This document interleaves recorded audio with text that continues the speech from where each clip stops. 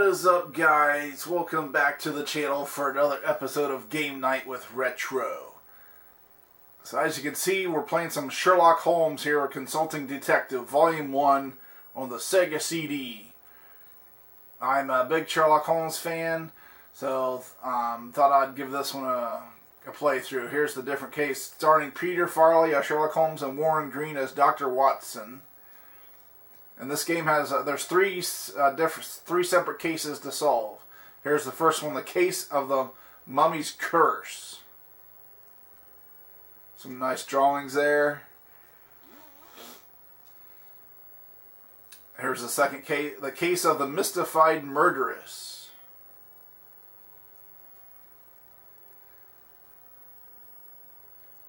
And finally, the case of the tin soldier. So we're going to be taking on that first case tonight, the case of the mummy's curse. I figure I'd do a separate video for each case. So here's this is what you come here, the table of contents. So we got instructions, Holmes introduction, and then there's the three cases. And then if you can load and save your games here also if you've already played so far. So let's go to the instructions here. There's your little, this is like a point and click game. You know, FMV full or full motion video. You know, this was the thing back when the Sega CD came out. But here's your icon here. That's Holmes's pipe. You know, that's like a signature thing about Sherlock Holmes. He always would be smoking a pipe. So let's check out the instructions here. So here's your, basically your icon. I think you'll find these tools to be positively invaluable as you endeavor to help Holmes solve these cases. Choose an icon to hear a description. Okay, that was Dr. Watson. This is your icon, basically your different icons that you'll be using throughout the game. I believe when you click on one, it tells you about it. So I'm going to click on one and let Dr. Watson do the explaining. Choosing this icon puts a notebook at your fingertips. I believe you'll find that your notebook is your greatest detective tool. Use it to keep track of names and places that you believe you might want to investigate. When you do decide upon a person to question or a place to research, first go to your notebook, choose the appropriate name, then choose the horse and carriage. You will be off and running. Because the Baker Street regulars are often critical to solving a case, I've included them in your notebook. Use them wisely.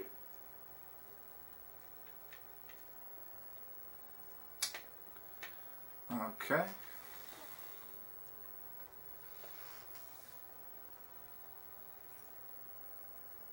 This gives you access to the London directory. In it, you will find everyone you need to query in your attempt to solve these cases. The directory is also the source for your notebook. Simply choose a name or place in the directory and drag it over into your notebook for easy reference. You may also use the directory much like your notebook. First, choose your intended destination, then choose the horse and carriage, and you'll have another way to get from one place to the next.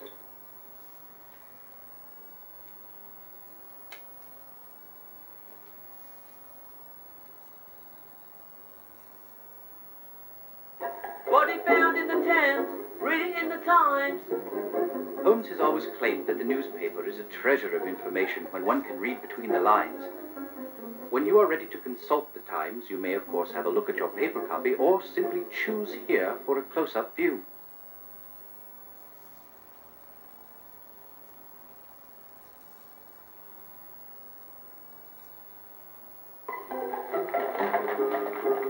Choose this horse and carriage after you have chosen your destination from either your notebook or the directory. It will take you where you want to go.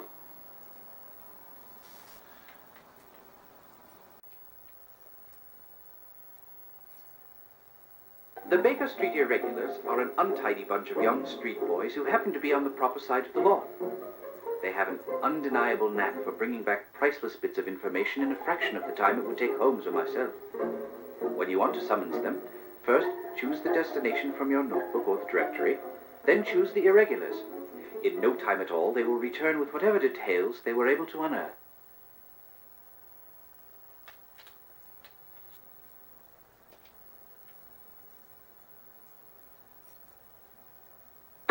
When you believe you have directed Holmes to all of the right and proper places, and you have enough information to name the murderer and the motive, choose this icon.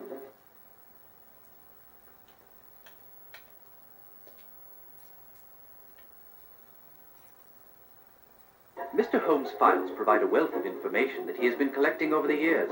Some of it is quite pertinent to the various cases, and some of it offers simply a fascinating and informative sidelight. When you want to access the files, first choose the destination from your notebook or the directory, then choose here when you want to see what relevant information Holmes might already have at hand. Okay, so there's the introduction there. That's pretty nice instructions there, explaining to you how it works there. So let's get into the... So let's hear from the man himself, the man of the hour, Mr. Sherlock Holmes. Here's his introduction.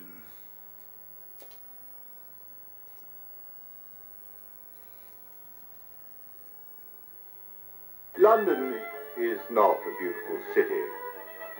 Under the soot that covers its buildings is a teeming mass of 4 million souls trying to survive, mostly off of each other.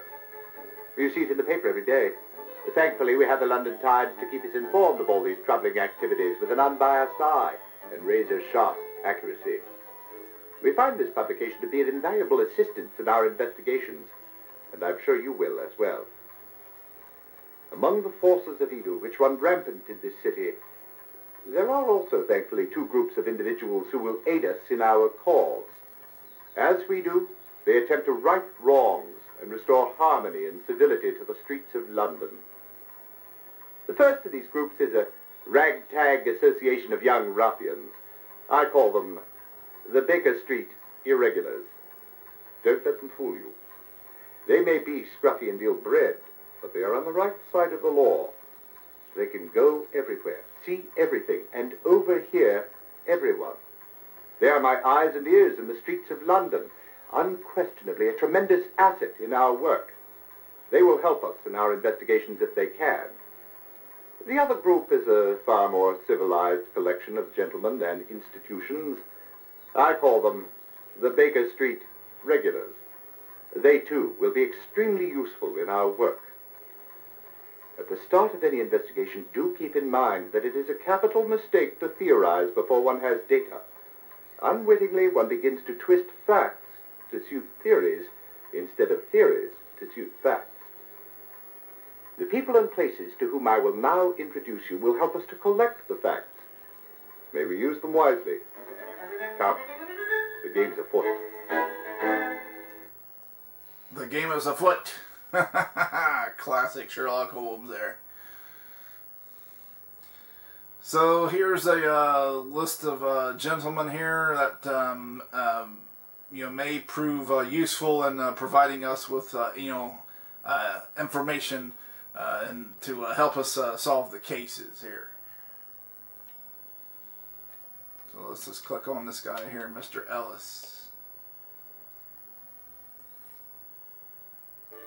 Mr. Henry Ellis is the foreign news editor for the London Times. He is a great reservoir of information of what's happening on the continent. He also has an interest in crime news. Ellis is always happy to help when he can, but you must be careful of what you tell him, or you might find what you've confided to him in the next day's Times.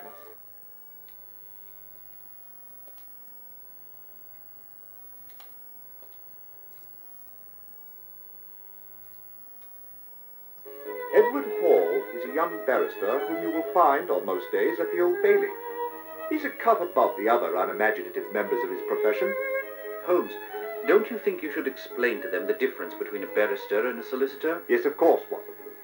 A solicitor handles the routine legal business of our society. If you do not have to go before a court, you will have no need for a barrister.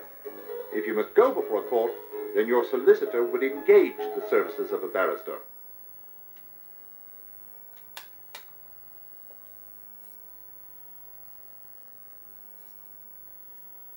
Quentin Hogg is a crime reporter for the Police Gazette.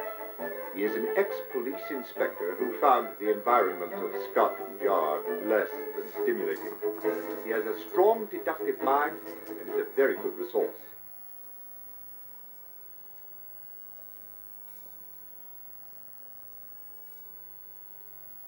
Sir Jasper is the chief medical examiner for St. Bartholomew's Hospital.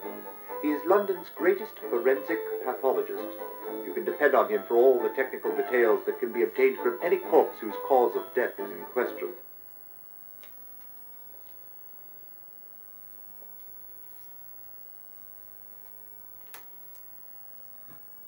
This gentleman is the head chemist at Scotland Yard Criminology Laboratory. It is rumored that Murray lives in the lab. He is eternally bent over one of his tables trying to extract the history of a crime from the physical evidence he's been given. You can learn much from old HR if you can follow the twists and jumps of his thinking.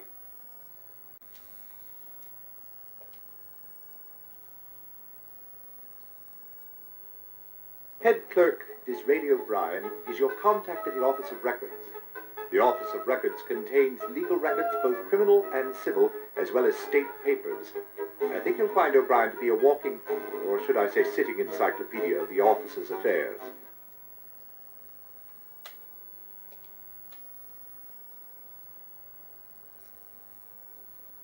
Now here is a person who usually gets in the last word. Langdale Pike is a human reference work on social scandal, especially on the London scene.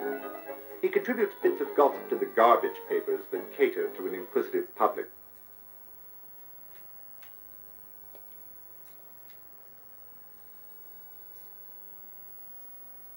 Porky is not a pillar of society, I dare say, but he is a man who has learned from his mistakes and is trying to start a new life.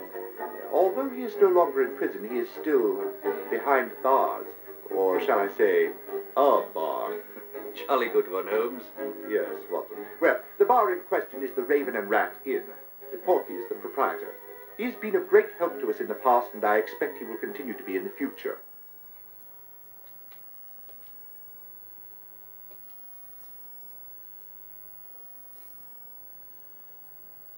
If I can't find something in my own files, I go and examine the overflowing shelves of the great London Library. It is a wealth of information.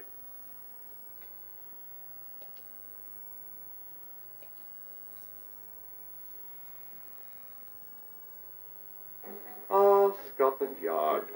If the Yard knew how to examine evidence with any skill, there would be no need for our services. Inspector Lestrade is the pick of a bad lot. But it is true they may be a source of valuable information. After all, the professional police have methods for gathering facts that are not open to us.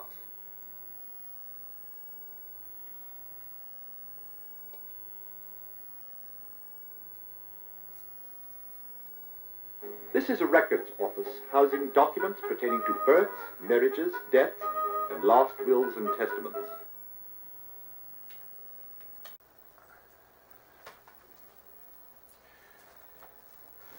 Okay, so I got my my pencil and my notepad, because during this game you may want to take notes, because you know when they're because when you watch when the scenes play out, you know they leave clues, so sometimes you may need to jot down something like somebody's name or a location, or something that's like important to the case, because there are clues in the scenes that's played out. So you might want to grab a piece of a notepad and take some notes. But yeah, I'm a big Sherlock Holmes fan. I first got introduced to Sherlock Holmes by watching the Granada television series. That was like from the 80s and 90s. That was where Jeremy Brett played Sherlock Holmes.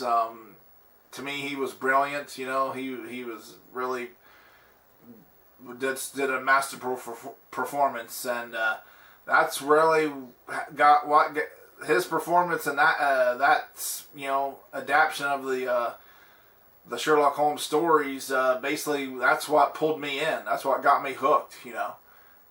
So I've basically been a fan ever since then, and that's Probably I'm going to say mid to late 90s is when I discovered that. The game is afoot, so let's see if we can solve the case of the mummy's curse. What rubbish! What balderdash! You must have read something terribly disturbing, Watson, for you to be so overwrought this early in the morning. Indeed, Holmes. It's irresponsible of the Times to play upon people's superstitions. Ah, you must be referring to the affair of the mummy's curse. And the entire city in an uproar. 3 men dead, and they expect us to believe that a 4,000-year-old mummy was the murderer. I'm surprised you haven't taken some interest in this case, Holmes. To the contrary, my dear Watson. I have made some inquiries, because I dare say I do believe this murderer is a much younger chap. So we're on the case. Alright, so here's your basic home screen. Here's your... there's your directory, there's your notepad.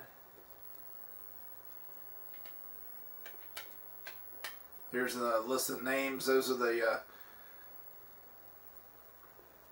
names of the people that might be able to provide us with some information. So you can select their name, and then if you want, so basically you can, you can go visit them there. There's the horse and carriage. You can go visit them. Here's Holmes' files. So let's just click that. Yeah, Henry Ellis is the foreign news editor of the London Times. He has a keen interest in crime news.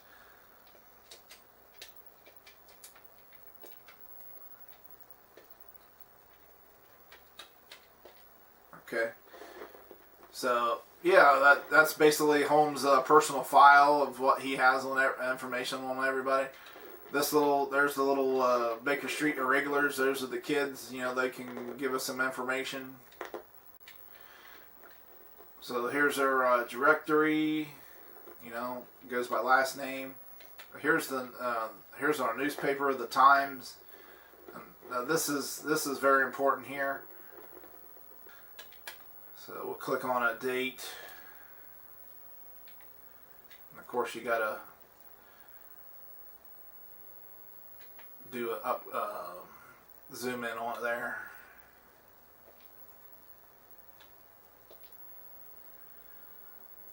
So yeah, it's like this is like a newspaper. So there's births.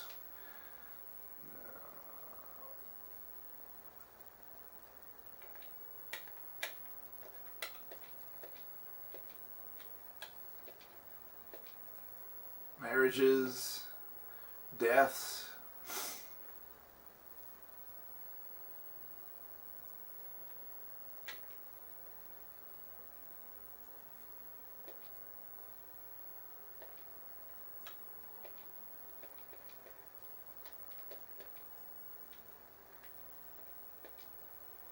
So that's just that section here. So let's try this section.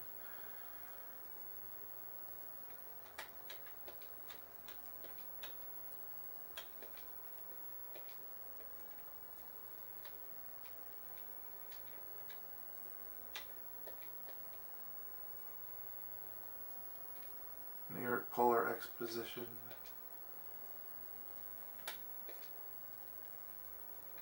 Okay. Let's try that section. Clerk.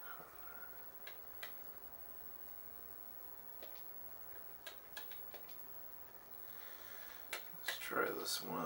Foreign news. Fire in New York.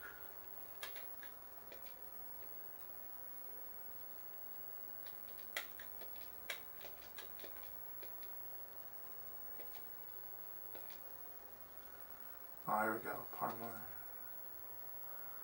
Artillery volunteer. Burglaries.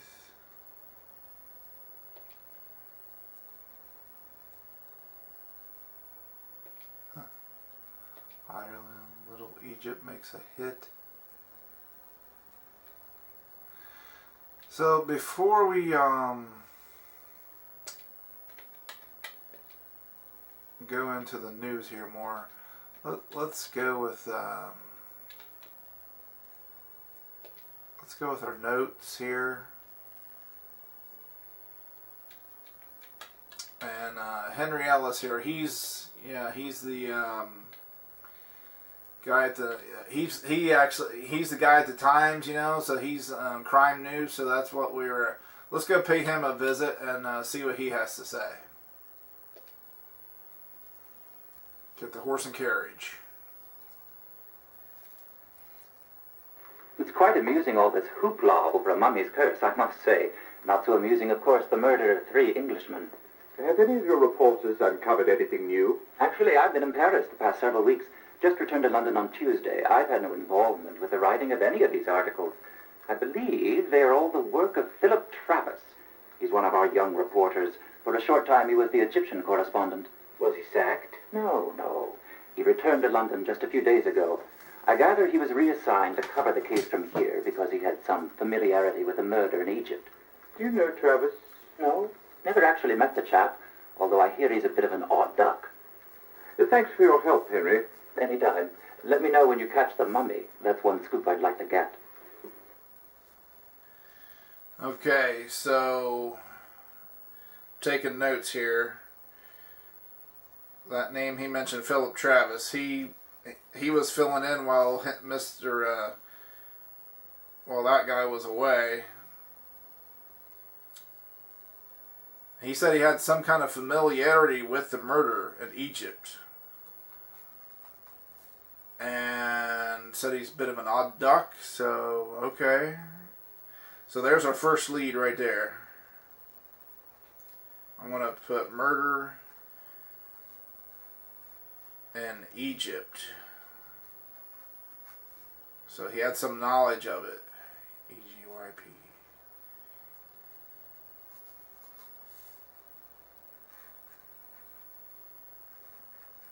So if you want, at this point we could replay the scene if you know. Okay, so B to return to the game. Now, obviously the object of the game is to solve the case, but this goes by a point system. So the more, basically, every time you go visit somebody or do some kind of, do anything, you get points for that. So you want to solve the case with the least amount of points. Kind of like golf. You want to keep your points and score down. So it's kind of like that. So, I mean, you'll still get the same endings and all that, but it'll just show your score compared to Holmes' score. Alright, so Philip Travis here. Let's look up his name. Let's go to is he in my notebook? No, those are just my contacts, basically, where I can get information. Let's go to my directory. He should be in the directory. So, let's see here. Yeah, Philip Travis.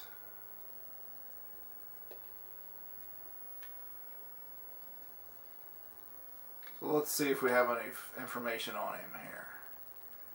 Nothing on file. Okay.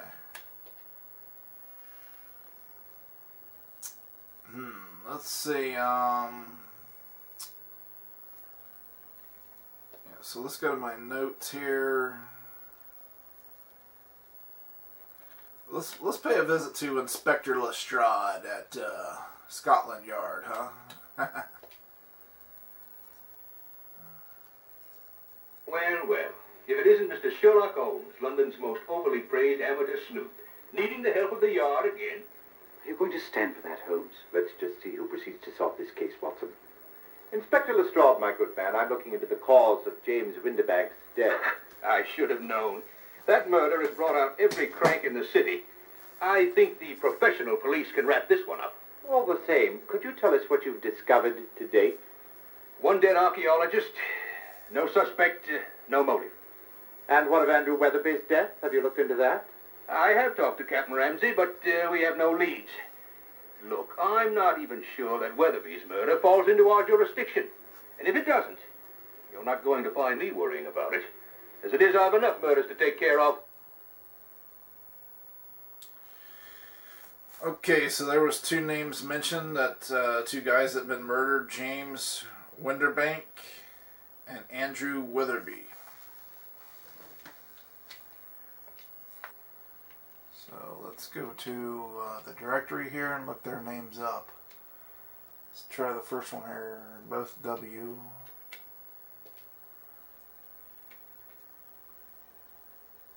There's James Winterbank. Okay, let's see what our files say about him.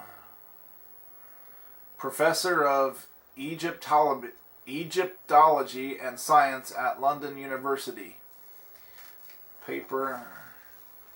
Published a paper on the rare antiquities buried in the deserts of Arabia. Adroitly interested in the advancement of science and has had some difficulty with the anti-Vivisectionist League over the past several years. So, let's see. He was professor of Egyptology. That's a clue right there.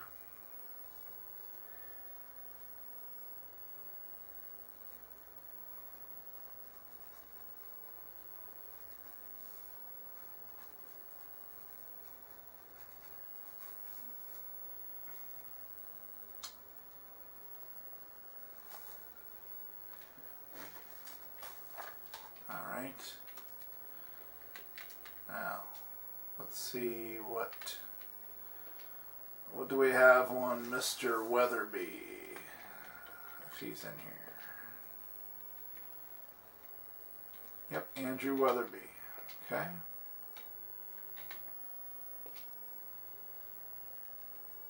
Oh, nothing on file for him.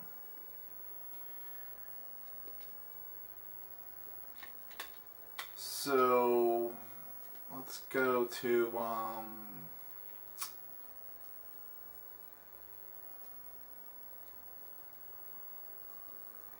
I'm gonna first say let's go pay a visit to that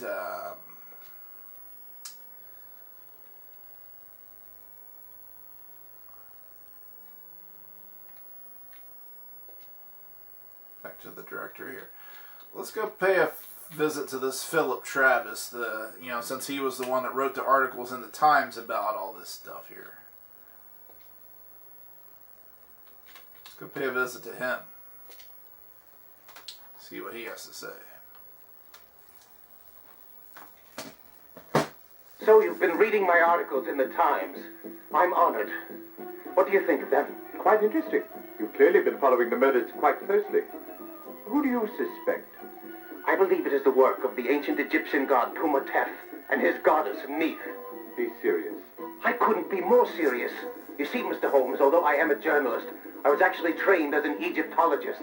I know all about these mysteries. That's why my articles carry the force of truth. And what is the truth, Mr. Travis?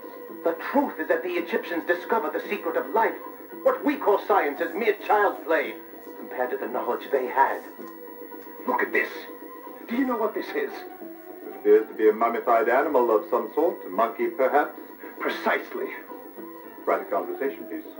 I've been using it in some very important experiments which, if successful, will unlock the secret for bringing back the souls of the dead. I've been working on it, Mr. Holmes, using these tattle leaves. Watch.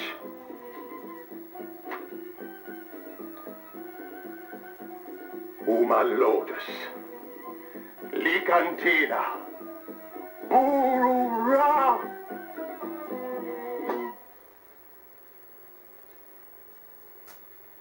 It appears that the soul of this particular monkey has no intention of making a reappearance. It's only a matter of time, I know it is. After all, these secrets have been buried for thousands of years. These things don't happen overnight. But it will happen someday. This is my mission. I believe I'll leave you to your work, Mr. Travis. And don't go yet. Let me show you more. Thank you. Some other time, perhaps. Wow. When they said, I think that guy was being nice when he said about he was an odd duck, right? And I would say he's a key suspect because well, not only the way he was acting weird there, but what he said, he was a professor. He also said something about he was a professor of Egyptology. That James Winterbank was that.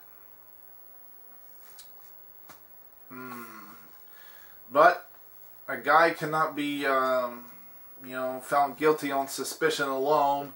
So we gotta do some more digging here. So let's go back. Okay, so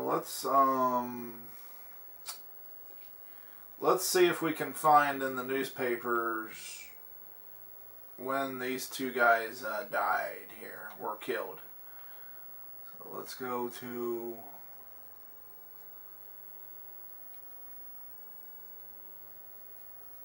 see if we can find these stories.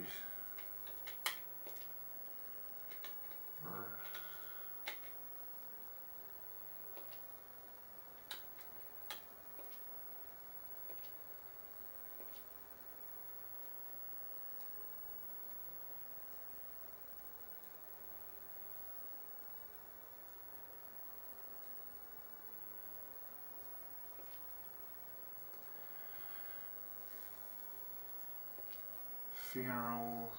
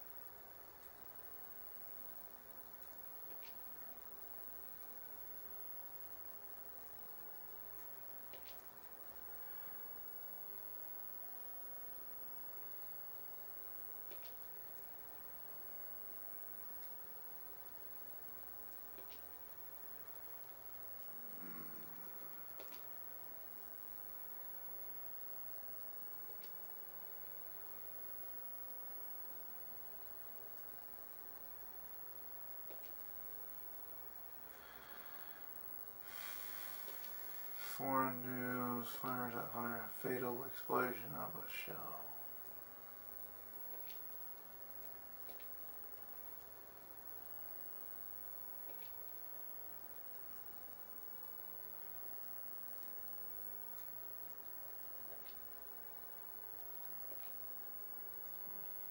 Burglaries,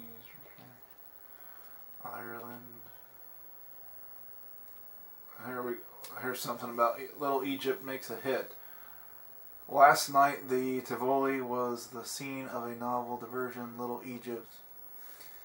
That agile and beautiful exponent of the graceful, sensuous, oriental, entertained all present with her swing by a nimble fingered pianist. Sounded the opening chord, look at dance with.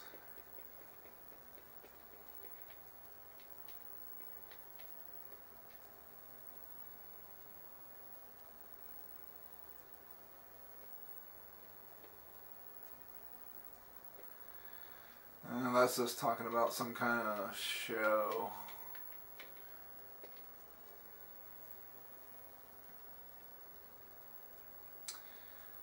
I thought that I seen Egypt. I thought that was a clue, but that was something. I guess I'm gonna say that was a red herring. Austria, Hungary, Cape Colony, Portugal.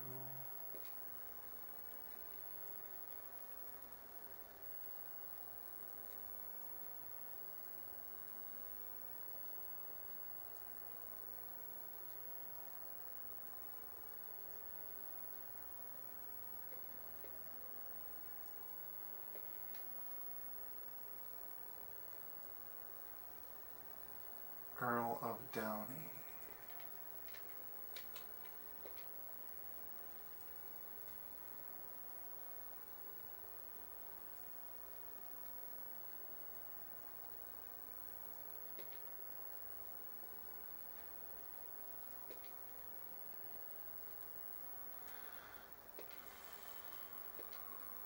Okay, I think that's all of... I think we read... about skimmed all of that one, so...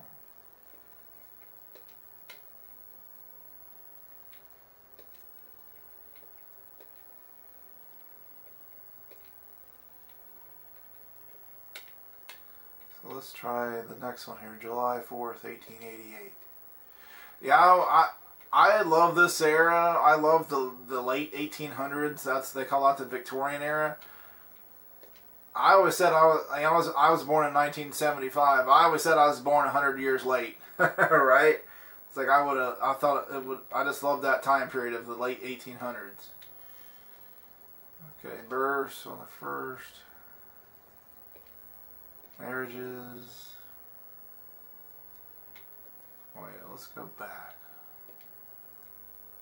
Okay.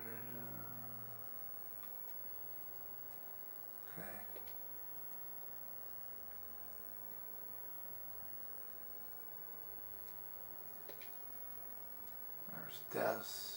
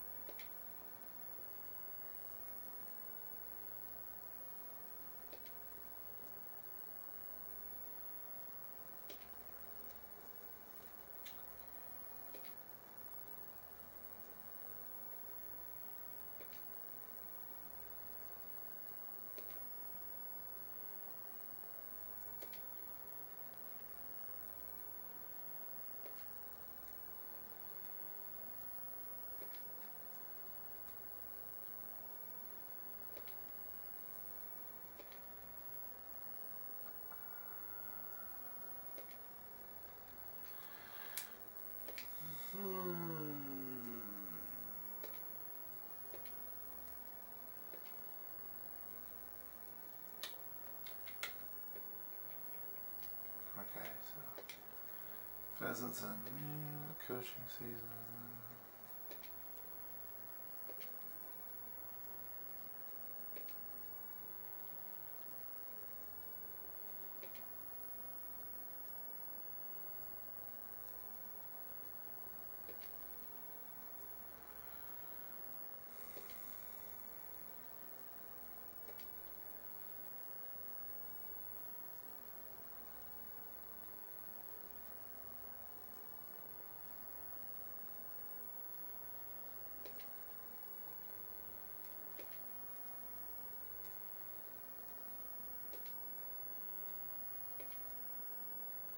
Egypt, what's that say?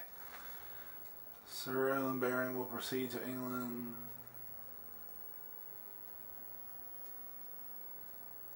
During his absence, Mr. Porter will be in charge of the British Dominion Agency. Okay.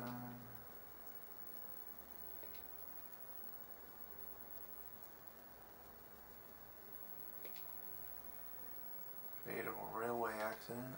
Foreign news. Jewels stolen in the United States.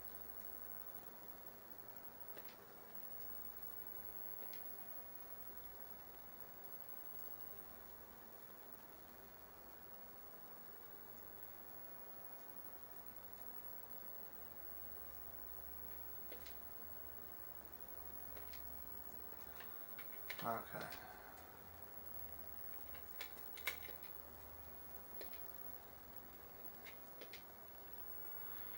So far nothing. Let's go to August 17th, 1888. Births. Marriages.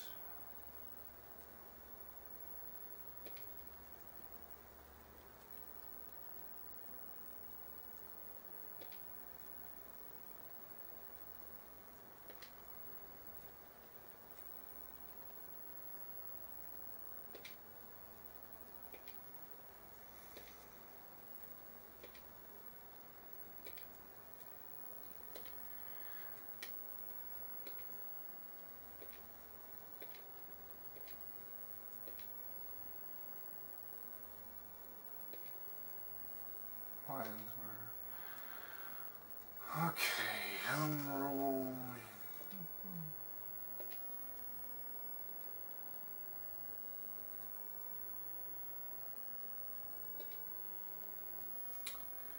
Recent excavations in Egypt at the London University College on Wednesday afternoon before an appreciative audience. Dr. Ebenezer Turnbull. Let's write that name down. That might be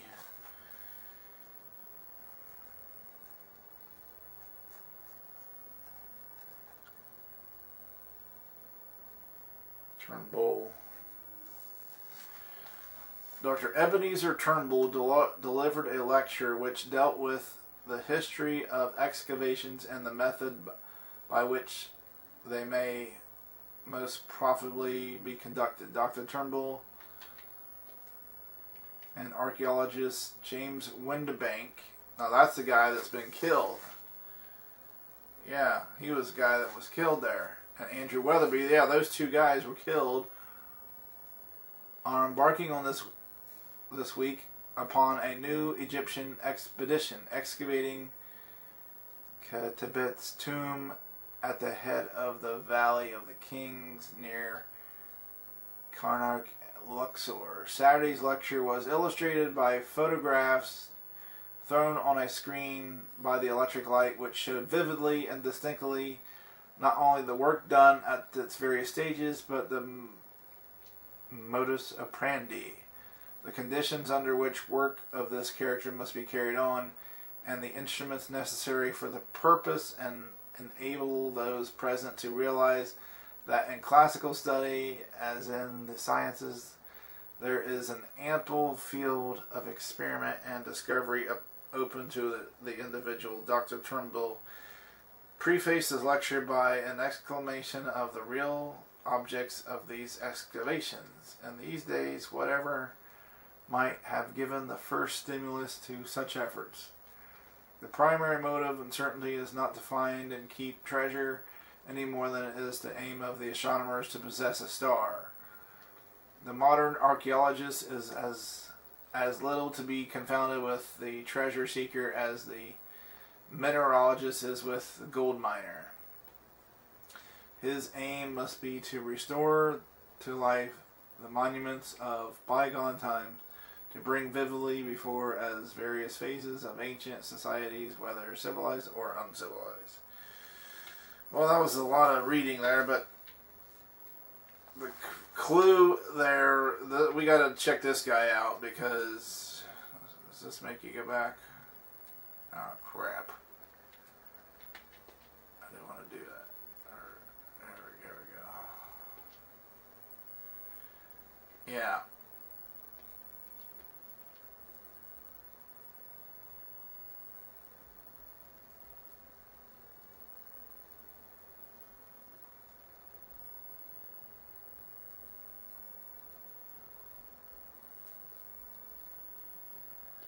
So this Dr. Turnbull, he was working with those two guys that are murdered now. So he's definitely on my list of people we got to pay a visit to. So let's keep going as there, see if there's anything any more here. Backward.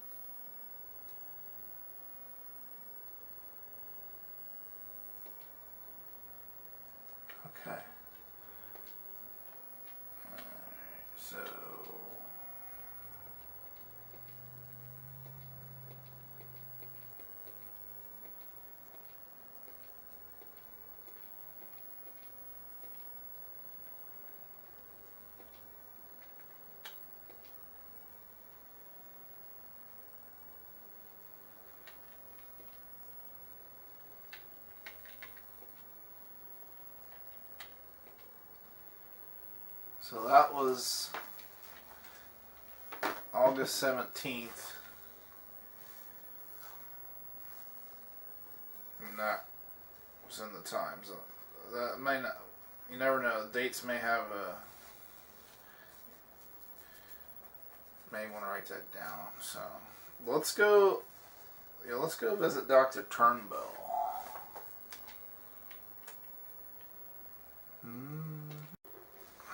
Okay, so let's Ebenezer Turnbull. Let's go pay him a visit. Dr. Turnbull, he was a strange one, he was. Hardly ever at home, always traipsing about a Lord knows where. May I take a look at his things? Oh, suit yourself. All he had is a big pile of books about Egyptian mummies and a few mats. He was a son of an earl, he was.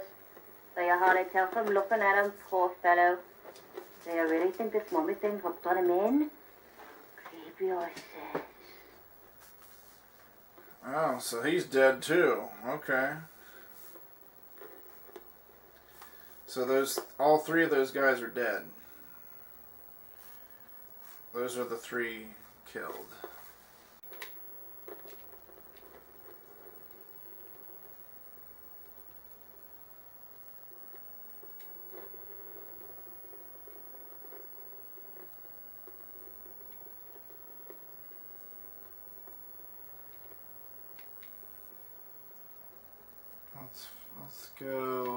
Let's check out the London Library. How about that?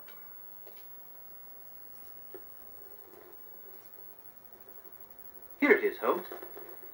Egyptian mummies are embalmed bodies preserved to facilitate their resurrection. Many mummies have been found, and they are almost always the bodies of pharaohs. The pharaohs believed that one day their bodies would be brought back to life.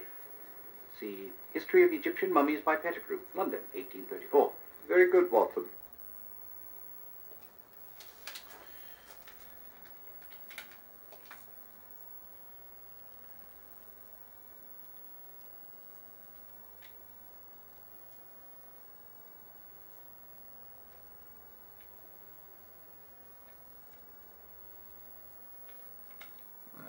Let's see what these guys can give us here.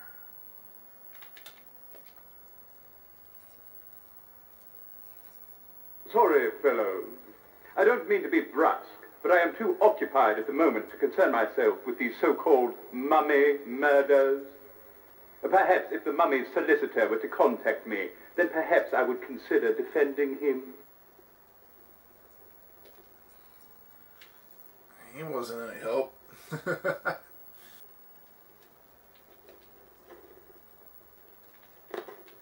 Quentin Hogg.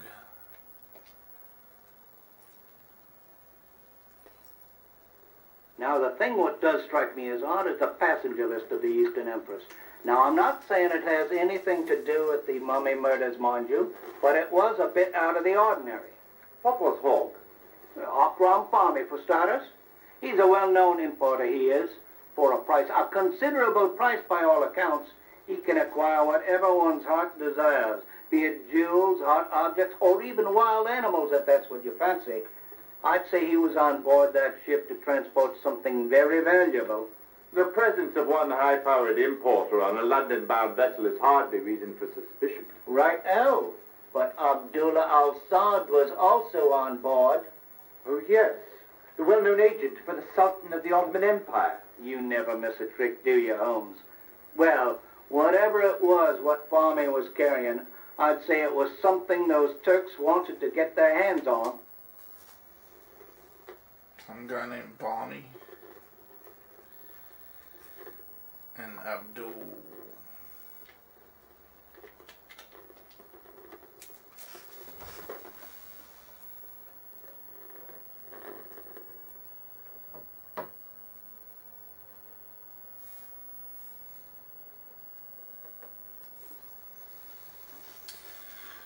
Okay, we already visited Lestrade. Was it him? Jasper? Meek?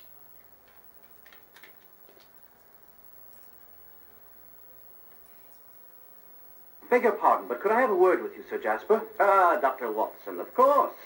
Are you investigating the death of Samuel Sneed? I just finished with him. No, we're interested in James Winterbank. Ah, the mummy's latest victim, of course. Who hired Holmes for this one? King Tut? Oh, that's a jolly good one. Actually, we don't have a client on this one. Just for fun, eh? Well, about the only thing I can tell you is that mummy has very powerful hands. What do you mean? The trachea was crushed along with one of the vertebrae of the neck. Death was instantaneous. Snap. But the papers reports say that there were mummy wrappings found round the neck. Just window dressing. Without question, it was bare hands. The bruises and the way that the vertebrae was crushed leave no doubt about that. Thank you very much for your time, Sir Jasper. We're very much appreciative. Not at all, Watson. You will let me know when you've convicted the mummy. Beg your pardon? Well, so I can perform an autopsy on him. Would be most fascinating, don't you think? Okay, so he was, Winterbank was strangled.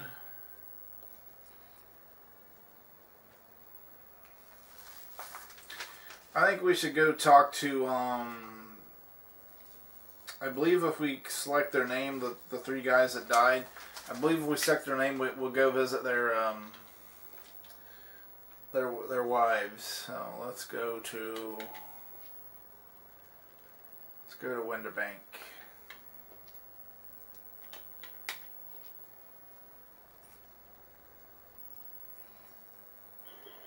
What did you learn, Watson? Not a thing, Holmes. You learned nothing? Don't get testy, Holmes. There wasn't anyone about. My humble apologies, Watson. Okay, nobody home. So let's try Andrew Witherby's wife.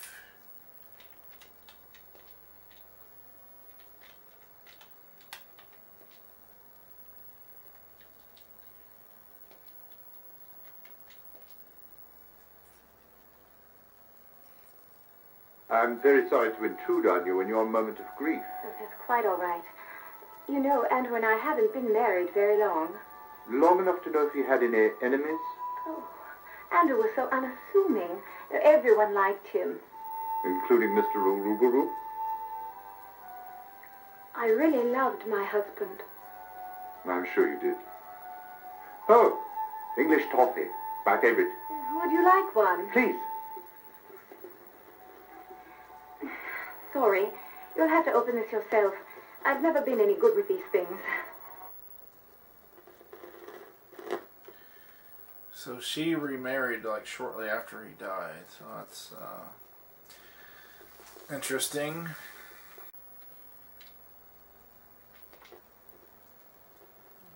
Let's go to this H.R. Murray. See if he can give us anything.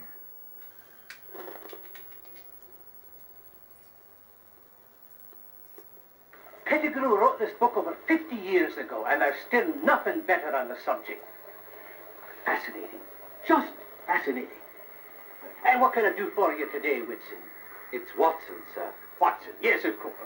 We're interested in what you may have learned about this mummy case. Oh, so these days it's mummies you're chasing down with that fella Helms. It's Holmes, sir. That's just what I said now, isn't it, Whitson? Yes, I believe you did, sir. Let me show you what I found so far. This is the bit of linen that was found round the neck of James Winterbank. I examined it thoroughly, and it is quite old, perhaps thousands of years.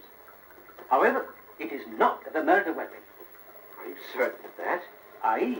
The linen is quite old, but it's not at all strong enough to strangle a grown man. Very interesting, sir. I also found something quite fascinating. Take a look through this glass. Do you see those short hairs on the fabric? They look precisely like hairs. Of course they look like hairs. But what kind of hairs? They're not human hairs. They're dog hairs. Now, look at this. This piece of linen was found round the neck of the victim on board the ship. Now, his name was Witherby or something. It is also quite old, and on it I found more hairs. More dog hairs? No, my dear man, monkey hairs. I've not yet been able to identify the precise species, but it's just extraordinary, isn't it? Quite. But what do you think it all means? Well, I'm not the sort who likes to jump to conclusions, Whitson. But I can assure you that neither of these bandages were the murder weapons. So there was bandages around their necks, but he's saying they weren't the murder weapons. So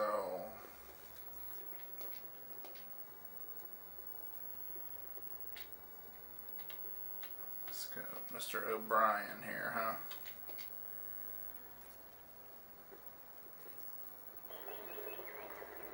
Well, Holmes, it appears we're out of luck.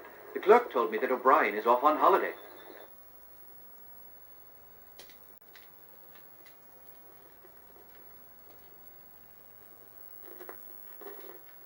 Mr. Pike.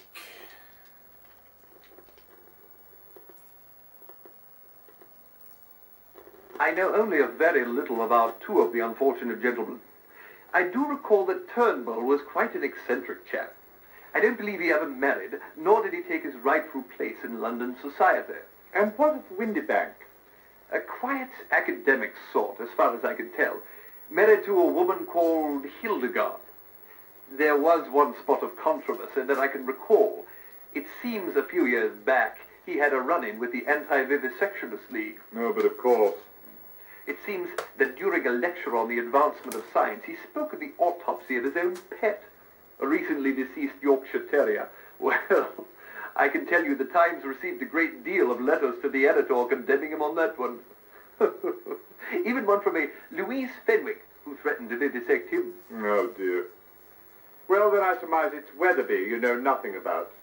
Well, now that you mention it, I believe he was assisting Professor Winterbank in that lecture series.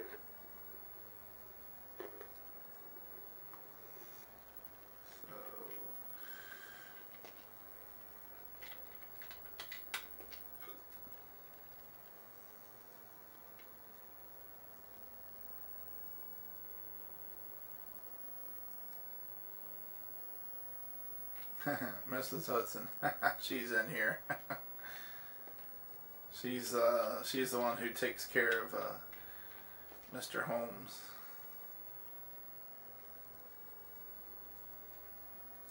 What would I do without my faithful housekeeper, Mrs. Hudson?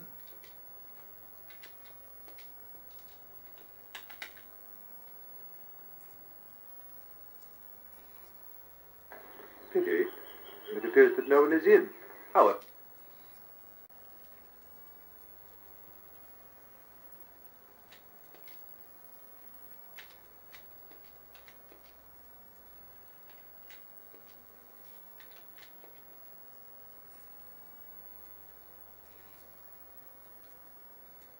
Sorry, Holmes. No information here. then let's not dawdle, Watson. There's work to be done. So let's see here.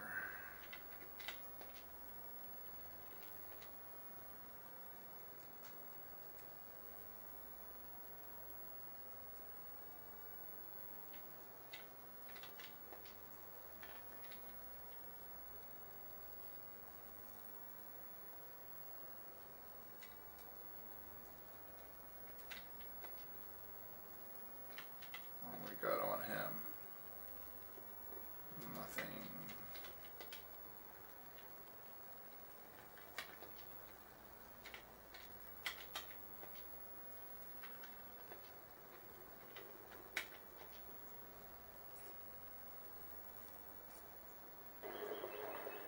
Well, Holmes, I checked in with Mr. Al-Sad's manservant And you discovered that Mr. Al-Sad was not at home. Well, however did you know that? Elementary, my dear Watson. I noticed some crumpet crumbs from the corner bakery stuck to your lapel. You haven't been gone long enough to stop for tea and interview anyone at length. Most observant. Let's this Travis character. Let's see if our Baker Street irregulars can give us any info on him. Mr. Holmes, this guy is a loony. Okay. Well, we already kind of knew that, but thanks anyways.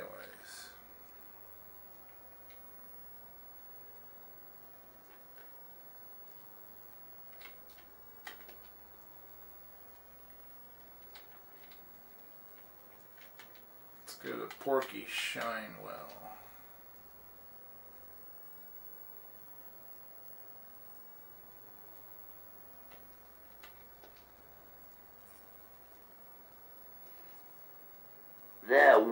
was a couple of blokes in here just a fortnight ago what mentioned the Eastern Empress. Never seen 'em before. Haven't seen 'em since. One was a swarthy fellow, Arab unless I miss my guess.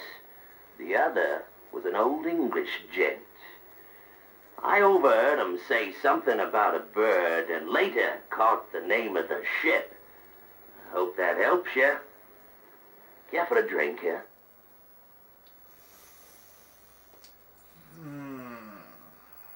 So it all goes back to they was doing an excavation in Egypt, and then on a ship. Let's go back to the times. We didn't go through all these. So Tuesday, March 5th, 1889.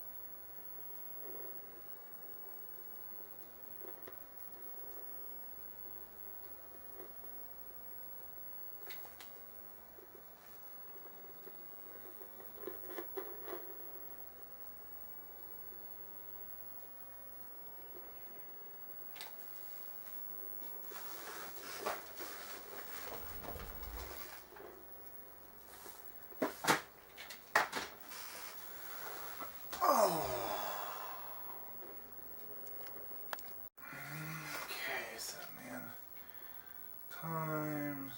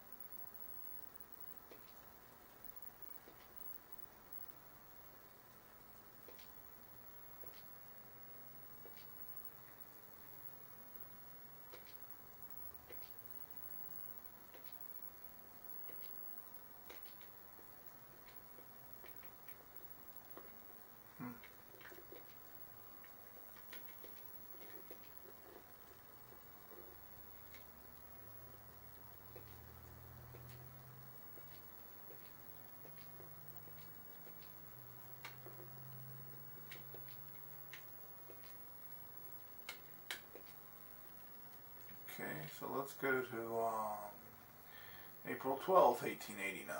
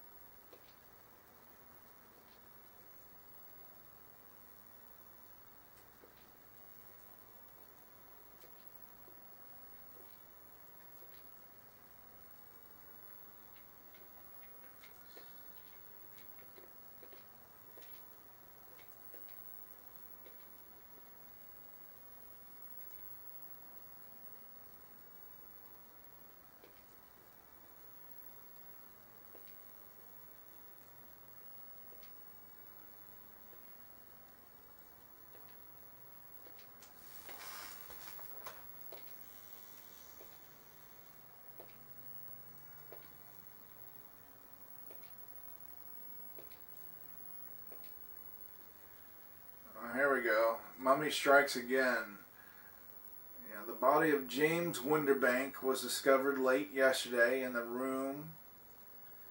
He was preparing for the British Museum's exhibit of newly discovered artifacts from the tomb of Ketibet's mummy. The archaeologist was found strangled.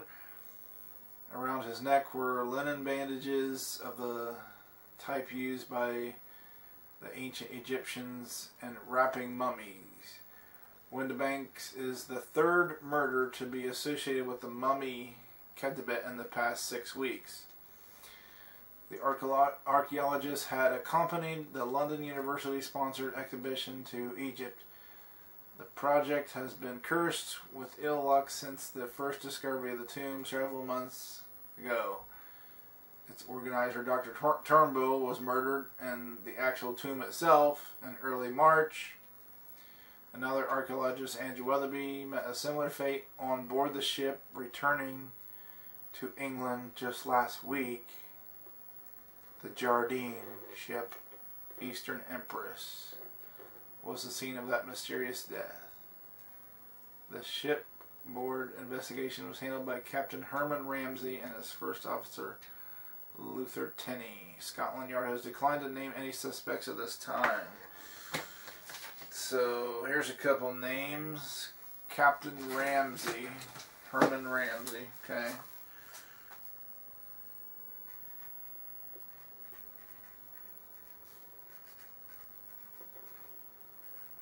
Herman Ramsay and his first officer, Luther Tenney.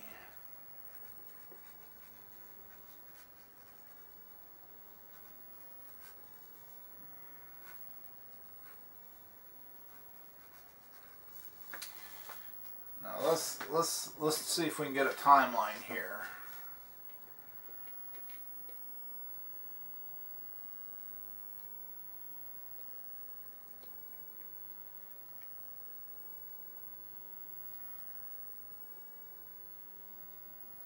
So this is Mr. Winterbank's body was discovered late yesterday. Okay. Well, let's go with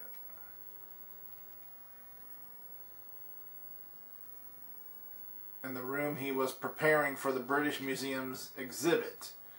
Okay, so he was killed here in London. So if we go down, I believe this article is the key to the.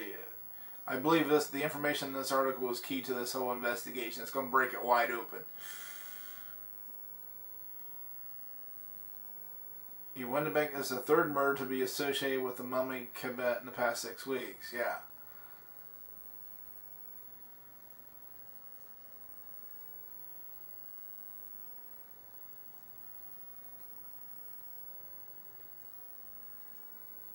Yeah, first Dr. Turnbull was murdered in the actual tomb itself in Egypt in early March. Okay, so this started in March. Turnbull was killed in March.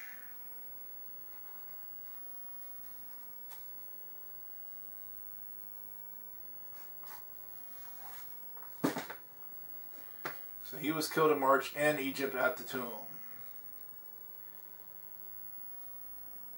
Mr. Witherby met a similar fate while on board the ship returning to England just last week, the Jardine ship. So here's the murder. The murders happened. One happened at the tomb in Egypt, the other happened on the ship, and the third one here in London. All those three men connected.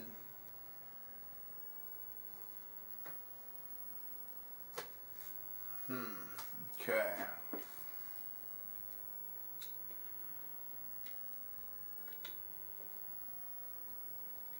Time, so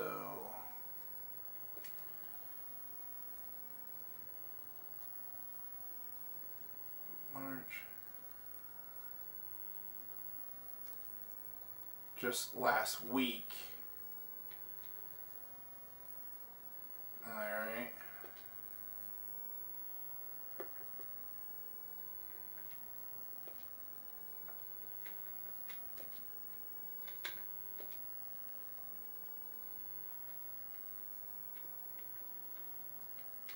was April 12th. That was April 12th, 1889.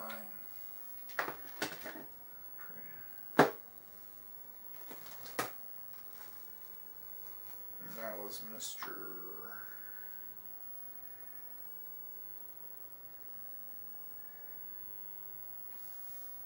Winterbank. That's April 12th.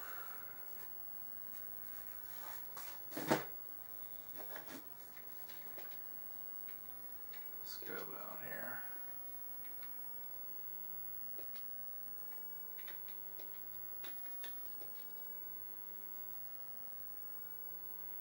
Yeah, April 12th. Yesterday, so it was actually April 11th is when it was discovered. April 11th. That's when he actually died. Okay. Okay. So we got these two names. Let's go back to the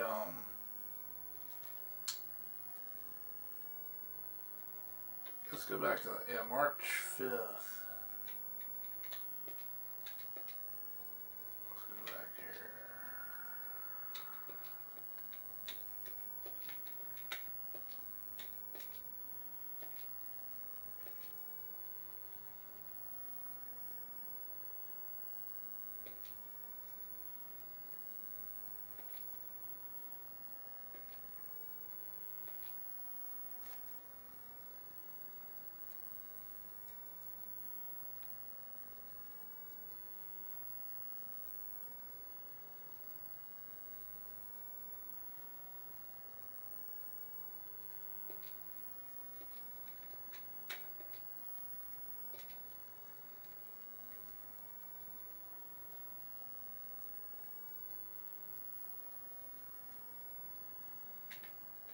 There's the Jardine.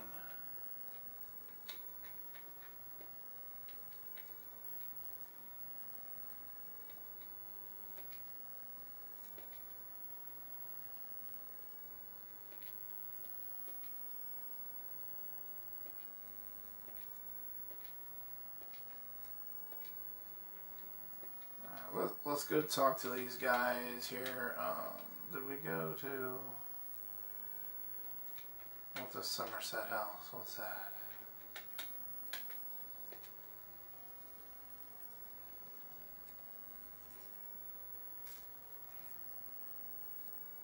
Mr. Turnbull apparently left what little he had to the Egyptology department at London University. And Winterbank left everything to his wife Hildegard. What about Witherby?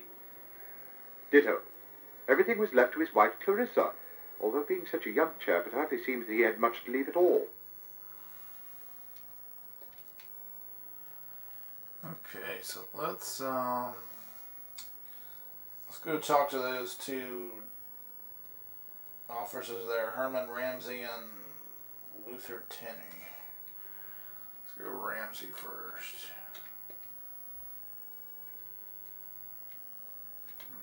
There's Mr. Ramsey. What's our file say about him? Anything? Captain of the Eastern Empress. Okay.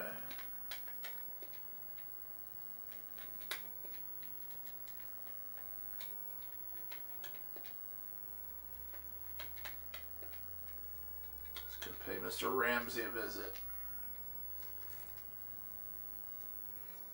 We had just come through a rather grueling storm, so I sent my first officer, Luther Tenney, down into the hold to check on the condition of the cargo. He reported back post-haste that Mr. Witherby was lying dead among the Egyptian artifacts we were transporting. I turned over the helm to Tenney and went below to have a look for myself. And did what you see confirm Teddy's report? Unfortunately, yes. Witherby was lying next to that coffin, or whatever it's called, apparently strangled. I went back to the bridge and put Tenney in charge of the investigation. And what did he uncover? Well, you'll have to ask him for the specifics, because I can scarcely recall the details.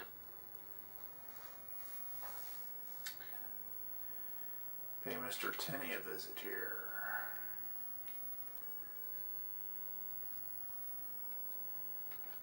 Luther Tenney.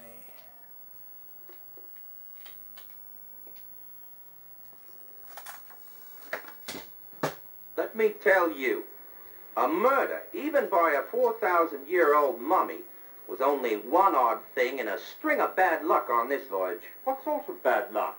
All started with the crew, really. Seamen were a rather superstitious lot to begin with, and the idea of carrying about a 4,000-year-old mummy had them shivering in their timbers. We almost faced a bloody mutiny. Then there were the passengers, a strange lot. I can tell you that reporter fellow, Travis, did us no service at all with his mystic mumbo-jumbo. He and Professor Winterbank had a regular war of words going on about whatever powers this mummy was supposed to have. And there was the two Arabs. Arabs? Interesting. Do you recall their names? I should hope I do. One was called Barmy. He always carried around this curious little box. No clue what was in it, but Barmy never let it out of his sight. The other one's name was Al-Sad. He spent most of his time lurking about watching Barmy. My guess is he wanted that box. Sounds like you had your hands full. I haven't even told you about the fight yet between Mr. Witherby and Mr. Urubaru. Over what? Witherby's wife, I'd say, though they were a tight-lipped lot about it. I see. Tell me, Lieutenant, we understand that you were the first person to discover the body. Yes, sir, I was. Captain Ramsey sent me down to inspect the hold. I went immediately over to them Egyptian crates. Professor Winterbank was particularly anxious about him, you know. Could you describe the scene as you remember it? I'll never forget it. I just made my way to the back of the hold, and I noticed at the top of them crates, the one what carried the mummy's coffin was raised up kind of funny like. The coffin lid was laid off to one side, and there was Mr. Witherby all sprawled on the floor next to a bowl of ashes. He'd been strangled by a length of the mummy's sheath. Bloody gruesome, I tell you. Poor bloke's eyes popped out like a couple of sausages on a hot iron skillet. Quite a vivid picture, don't you agree, Holmes? Quite. And you reported this to Captain Ramsey straight away? Absolutely. In fact, the captain put me in charge of the entire investigation. And what did you discover? Did anybody have any contact with Witherby on the night of the murder? Not that I know of. I could account for all the crew. The passengers were in their cabins as far as anyone knew or would say. Nobody saw anything, heard anything, or knew anything. Besides, Witherby was seasick from the beginning. He stayed pretty much in his cabin all the time. Maybe that's why the lovely young Mrs. Witherby was gallivanting about. With Urubaru? Yes, indeed. And what of the bowl? Where is it now? The bowl? With the ashes. Oh, yes. You know, now that you mention it, I don't recall ever seeing it again. That gave us some things to think about, huh? Philip Travis' name came up again and was arguing, said he was arguing with Witherby. Or no, Winterbank, yeah. So, yeah, that Philip Travis is coming up again, so we're going to have to keep digging here.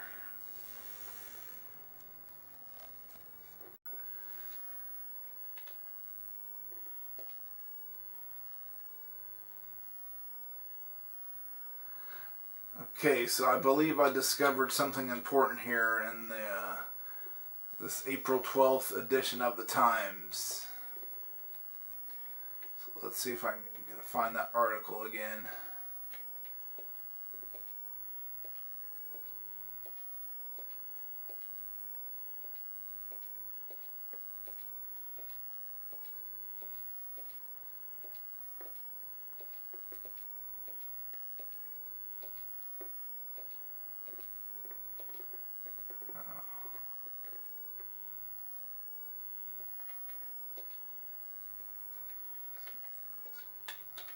Go to the back page here. Let's see, was that it?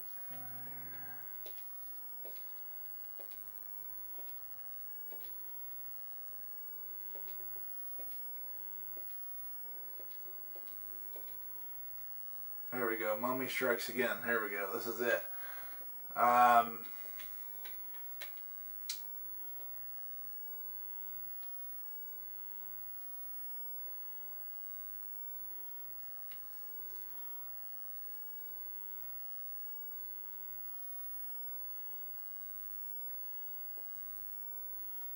Yeah.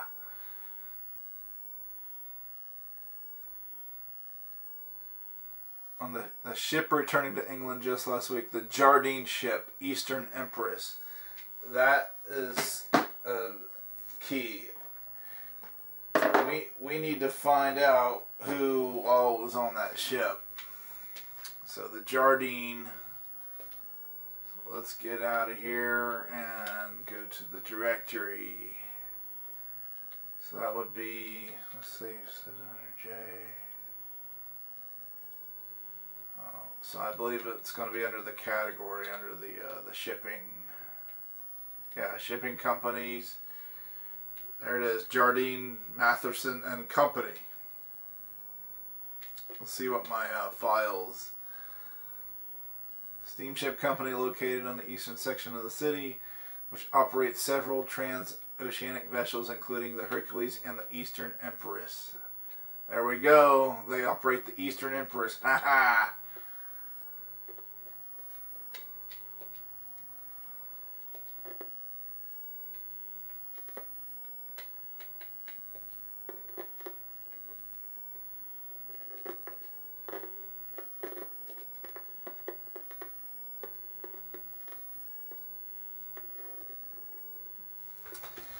There we go. I had to send the irregulars there. For some reason it wouldn't appear in my notes, but here's the list. Abdul Assad, Akem Fahmy. Those two names were mentioned earlier. Louise Fendrick, Merrill Fenwick, Philip Travis. Haha. What do you know? Mr. Travis was on the ship, huh? Closer Witherby. Or Andrew Witherby, Closer Witherby, and James Winterbank. Well, much obliged there, chaps. I'll throw you some shekels so you can go get some food or something, huh? So we know that Mr. Travis was on the ship. He's the suspect. Yeah, he's like. But let's check out these other guys, Assad and this Fahmy guy.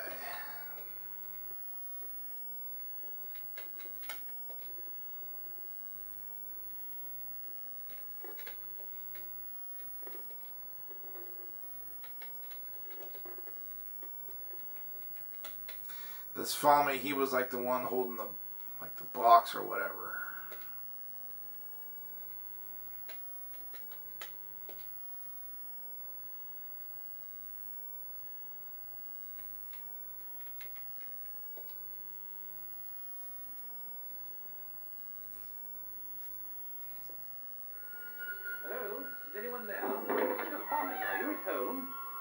Apparently so, Watson. Look. Oh, what ghastly business. Everyone will assume the mummy has struck again. Hardly a plausible assumption. This poor fellow has a knife in his back and not a scrap of sheeting about his neck. How very observant, Holmes. Ring up Scotland Yard. This case is simple enough for them to solve. You've solved it already. Elementary, my dear Watson. Obviously, it was the butler. Butler? What butler? Exactly my point.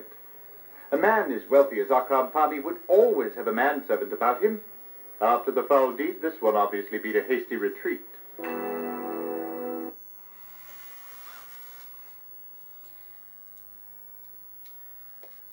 Okay, so he's dead, but that's apparently Mr. Holmes thinks that the butler killed him, huh? Well, so we got the list.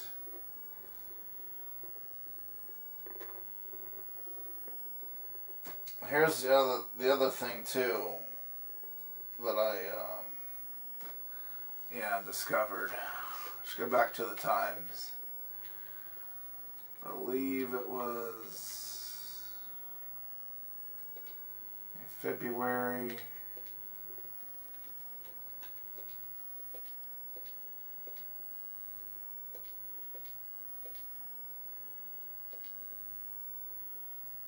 It was a message to the editor.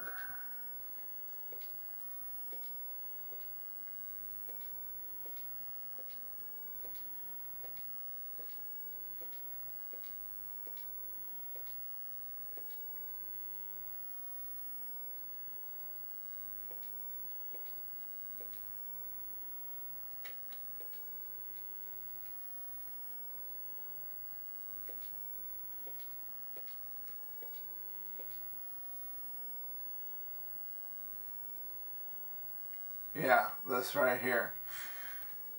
To the editor of the Times, Sir, I feel I must write to formally register my outrage at the irresponsible handling by your paper of my recent discovery.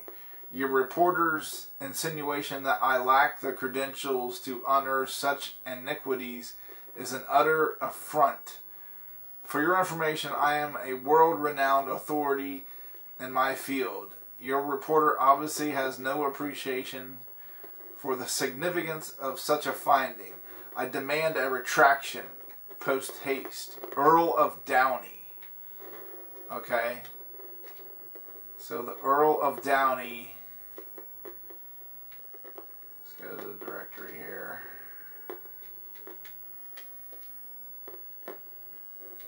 Ebenezer Turnbull, right?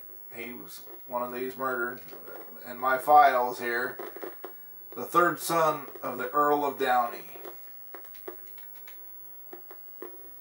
So it's all starting to come together now. So I feel we need to go to the museum, because they're the ones that was kind of in. It was, between the museum and the university, basically, was doing this excavation and all that. And, setting up this everything.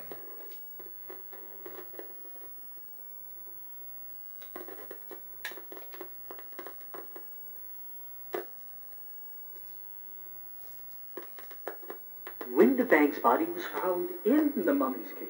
Inside it? Precisely. One of the guards, Henry Witherspoon, discovered it when making his rounds. He noticed that the lid was askew and a hand was sticking out of it. By the look on his face when he came to summons me, he must have thought that the mummy was attempting to leave its resting place. Some of the guards have been a bit on edge, since the stories about Dr. Turnbull's death. What happened when you arrived at the scene? Witherspoon assisted me in removing the lid. There was the body of James Winterbank. Around his neck was a bandage of linen. And the mummy was missing? No, it was in there too. Underneath poor Winterbank, completely undisturbed, not a length of its sheeting unraveled. Who had access to the exhibit room? Well, the room was officially closed yesterday while we set up the exhibit, but the museum was open and we took no extraordinary precautions to keep people out. Can you think of anyone who might have wanted to kill Winterbank? None at all. I actually didn't know him very well. He did work for the museum, you see. He was with the London University. The university and the museum were joint sponsors of the Ketterbeck expedition. Mr. Johnson, can you think of anything whatsoever that might shed some light on this affair? No. I'm very sorry. I can't think of a thing. I only hope that all this publicity doesn't keep people away from the exhibit. Okay, so one more person. This.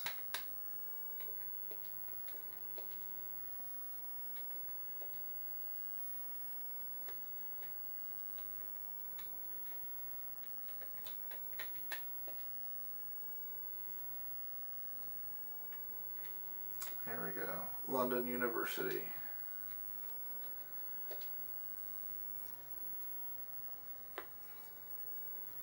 Such a tragedy. Fine men all and such outstanding scholars. I still can't quite get over the shock of it. We understand. Professor, we're looking for background information on these three men so that we can understand how their murders might tie together. Well, let me begin with Dr. Turnbull. Ebenezer Turnbull was responsible for organizing the Ketterbeck expedition. Quite a remarkable man, really. This was the first time he teamed up with James Winterbank. Professor Winterbank was one of our most popular lecturers. In fact, several of his former students were also eager to accompany him. I recall him saying that he was having difficulty choosing. Witherby turned out to be the lucky one. Though it seems far from it now, doesn't it? I suppose Smith and Travis turned out to be the lucky ones after all. Smith and Travis? Peter Smith accepted the invitation to join another expedition. As for Philip Travis, he was quite keen on accompanying Professor Winterbank. In fact, he became exceedingly upset when Andrew Witherby, a postgraduate student in the department, was chosen instead. To took it rather personally, I should say. Well, I'm gonna after that there, I say everything points to Mr. Philip Travis.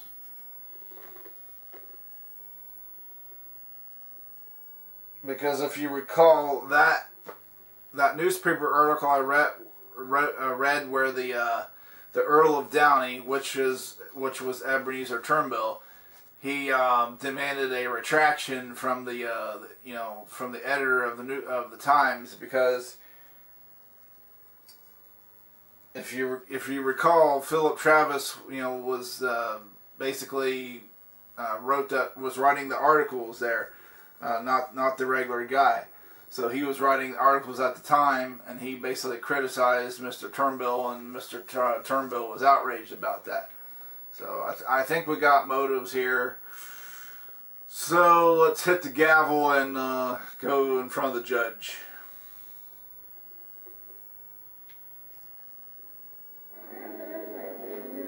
Hear ye, hear ye.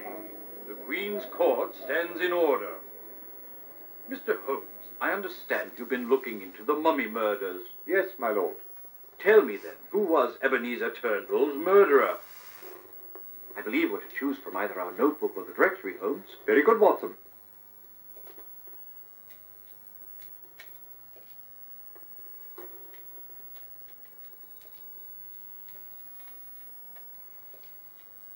Mr. Philip Travis. And what makes you so certain? What was Travis's motive for killing Turnbull?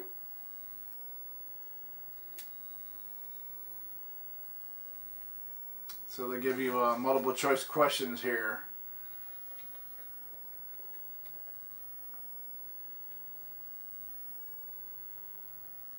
Yeah. Turnbull publicly lambasted Travis for questioning his credentials. And what of Andrew Witherby? Who murdered him?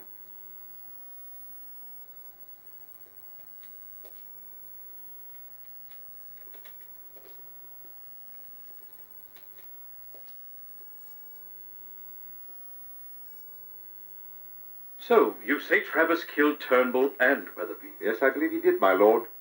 What was his motive to kill Witherby, Holmes?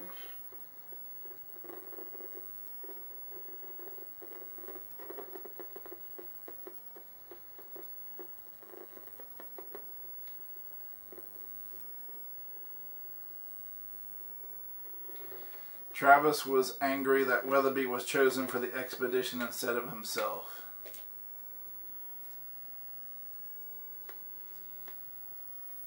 Ah, revenge.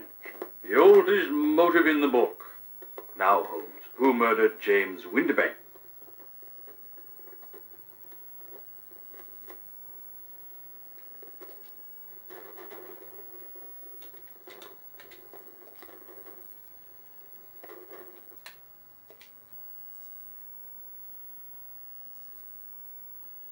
This Travis seems to be quite a busy fellow. What made him kill James Winterbank?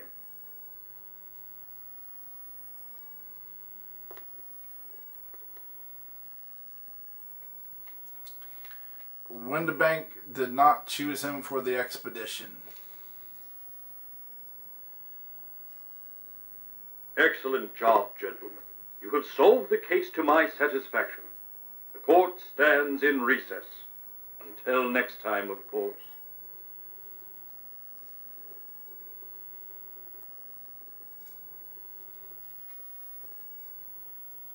My word, dear Holmes, perhaps we are in the wrong business altogether.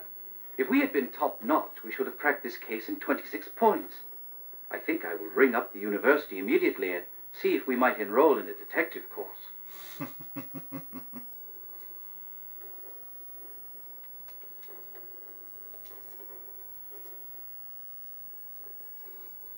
Well, Watson, I believe this case is solved.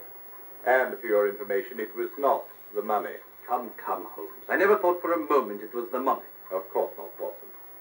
However, the murderer and the mummy did have one thing in common. What's that? They both were the only ones present at the time of the murders. except, of course, the victims. You state the obvious, Holmes. Ah, but it is seeing the obvious that is important. First, I saw no reason to assume that we were dealing with more than one murderer. Secondly, the locations of the murders limited the number of suspects.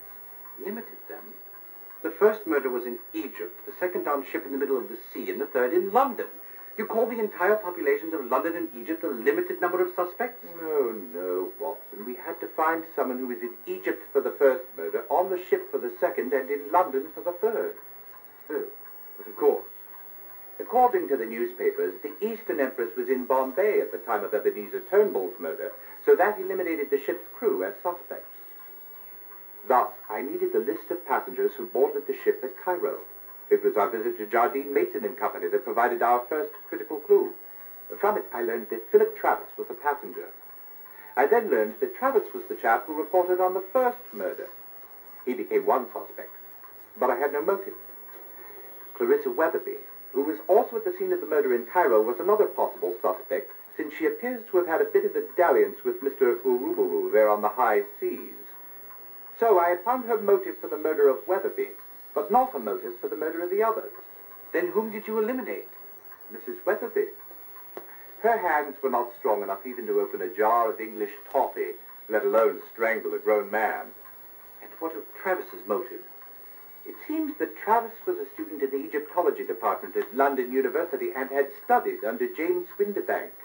He wanted very badly to be chosen as a member of the expedition, but Winterbank turned him down. Instead, Witherby was chosen and Travis was furious. So there you have the motive for two of the murders. And what of his motive for the murder of Turnbull? Evidently, Travis had written a vicious article questioning Dr. Turnbull's credentials to lead the expedition. Turnbull's response was quite harsh, probably powerful enough to drive an odd duck like Travis to murder. Very impressive, Holmes. Elementary, my dear Watson.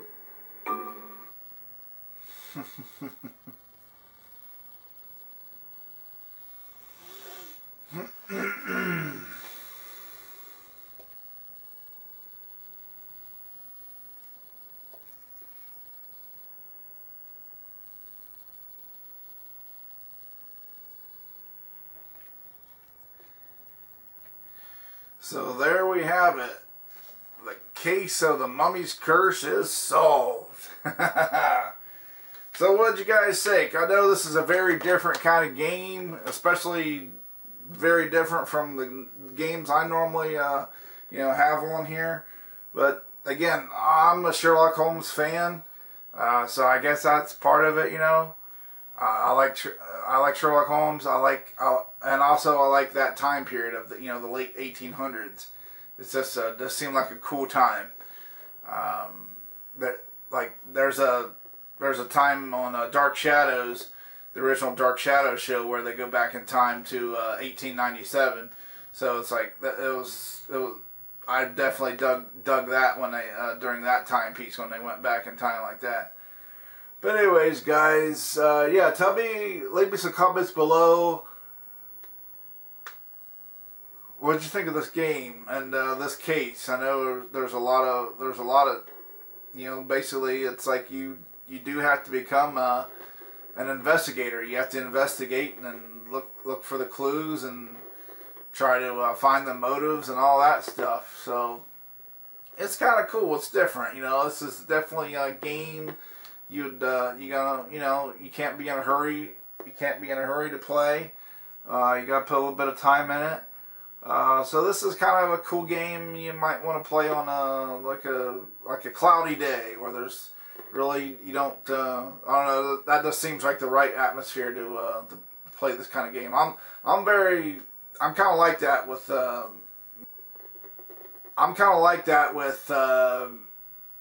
weather and what it's doing outside affecting. It's like it can affect your mood. And it's like, it kind of can put you in the mood for certain things. So, yeah, on a gray day, a cloudy day, rainy day, maybe, that would be, like, cool to play this game, right?